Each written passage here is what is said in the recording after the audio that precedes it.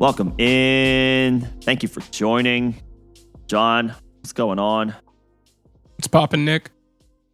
Welcome to the Face Mask Podcast. John Alcius, Nick Payne. Are we finally touching on the big free agent news? Your boy. Kenny Golladay, man. Your boy. Kenny Golladay. Is he your boy? Is that certified? You had a keeper. He was a keeper for me for a long time. Did you for love 3 him? years. Did you love him? I did. Okay. And he broke my heart this past season. Yeah, he did that to a lot of people this year. But Golladay was part of the reason that it's likely a lot of fantasy managers either missed the playoffs or had a middling season. Only played 5 games. It's possible he knew his situation as he was out the door this year, and it was when things are like frustrating in the sense of like you feel like you're not entirely sure just how hurt a guy is, and I'm not insinuating anything, but you gotta imagine Golladay saw the writing on the wall and said, "Screw this, I'm out of here." And got paid, got what he was asking for in free agency. So I always root for the player in that situation. So yeah, he got what he wanted, and the New York Giants seemingly got what they wanted, which was a number 1 receiver. A lot of dead cap for the next 2 seasons. So he's absolutely not going anywhere. That'll be less of a hit, that cap hit, in the next couple of years, as everybody has been talking about. The cap is going to go up like significantly with the new TV deals. So there's 23 million dead cap. It's 2022. It's a lot. That is a high number. But he'll still be 30, right? He'll still be 30 years old. He's 28 now, right? So Gettleman bringing him in is kind of like a DeAndre Hopkins for Kyler Murray move, and a Stephon Diggs for Josh Allen move. Get your quarterback, your inexperienced quarterback, or sorry, he's not inexperienced at this point, but it's now put up or shut up time for Daniel Jones. Here's a wide receiver 1. I see what you're saying. Right, they did lose Golden Tate for what that's worth. It's not. And Sterling Shepard, has he ever put up 1,000-yard season? I don't think he has. I do like Sterling Shepard. I think he absolutely operates better in this situation as the team's number 2.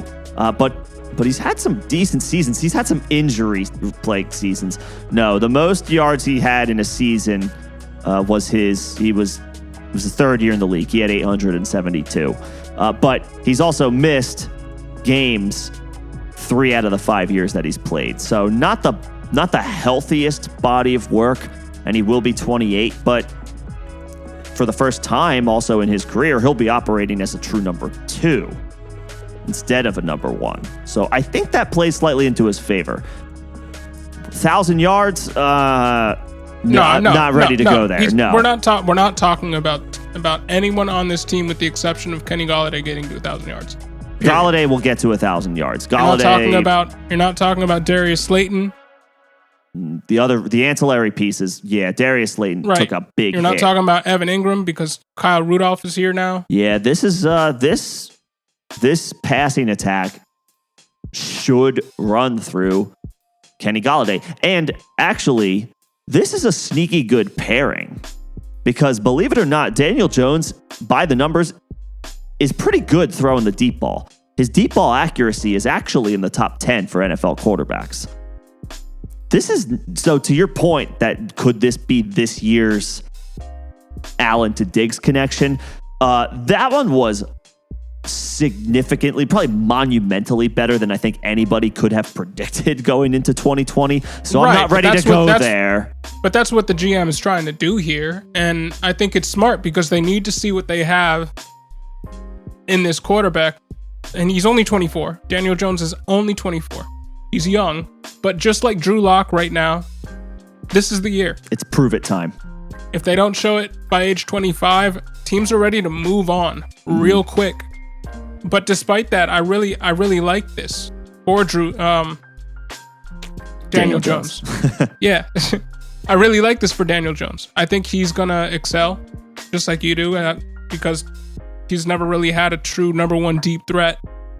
I think he can improve on his rookie season.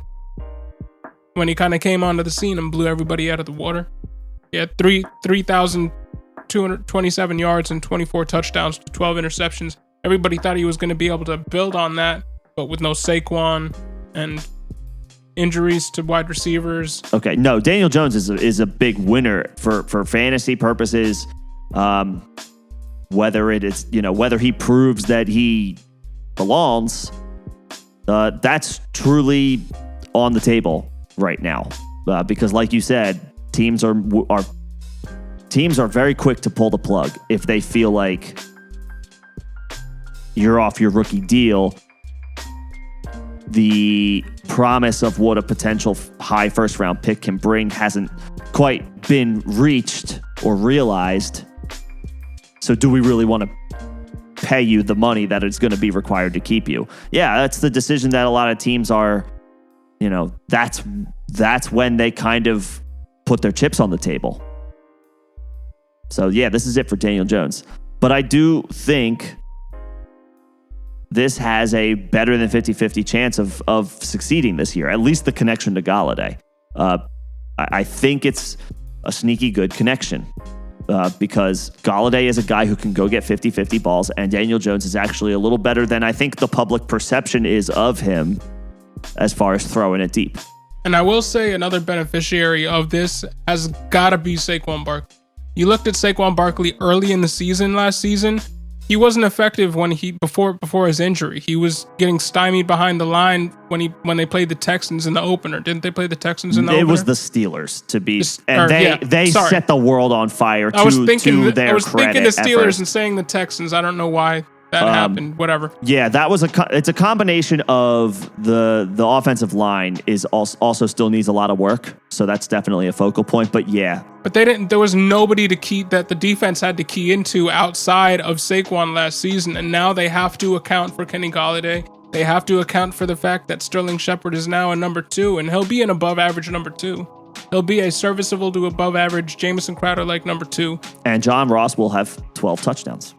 Right, and Evan Ingram's, and Kyle Rudolph, the weapons will be there for Daniel Jones to succeed and for Saquon Barkley to not feel like he's getting 13 men in a box on every other play. Yeah, there should be a little extra room for him to maneuver and operate this year. I expect this whole offense to run a lot more smoother, just adding that extra cog there.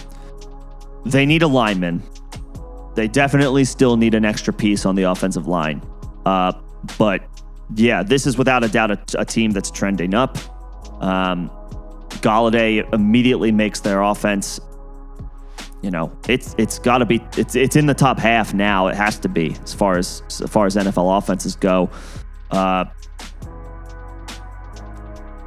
Cowboys still have the best offense in that division, but the Giants are now, there's now a clear a number 2 to at least, who could keep pace with them.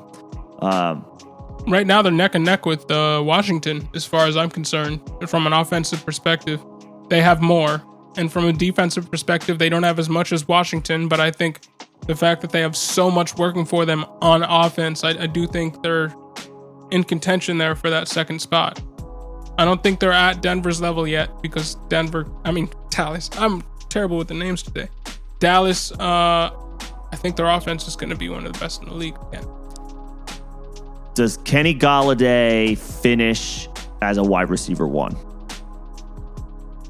I think he finishes as wide receiver 12 or 13. So you would say, yes or no today, Golladay finishes wide receiver 1. 50-50 chance. Okay. And I think if he's not, he's the highest end of wide receiver 2s. I think he's right on that borderline there. Because I think in his best season, he finished as the wide receiver 8. Yeah, he has finished as a wide receiver 1. And he was being hyper targeted by Matt Stafford as one of the only options in that offense. That's not going to be the case. Right. And let's be honest, worst quarterback. Right. So I would say, regardless of his willingness to air it out, this is a downgrade from the quarterback perspective. Even though we think that Daniel Jones is going to be better than we've ever seen him be, there's a ceiling there. I think Galladay is in the 15 range. So I think you're getting a solid wide receiver 2, and his ADP is in the. I want to say it's in the 4th round, but I do think he will be more of a rock solid wide receiver 2. Obviously, with some week winning upside here and there, depending on the matchup. But I just don't think the situation is going to be so much different that he returns to clear wide receiver 1 status. His ADP is actually 52, so you can get him at the end of the 4th, top of the 5th. To me, that's a great spot for him because ideally at that point in best ball, you've drafted 2 running backs. Maybe you've got another really good wide receiver. Good opportunity, bottom of the 4th, top of the 5th, to add a guy with rock solid wide receiver 2, which should be a floor. And then he should have wide receiver 1 weeks. So, yeah, that's all I got. I don't know if anybody disagrees. Makes us very happy. If you don't agree with us, go fuck yourself. But, tell us about it in the comment section below as well. Yeah. And when I say go fuck yourself, I say that with all the love in the world. Thank you guys for listening. This is the Face Mask Podcast signing off.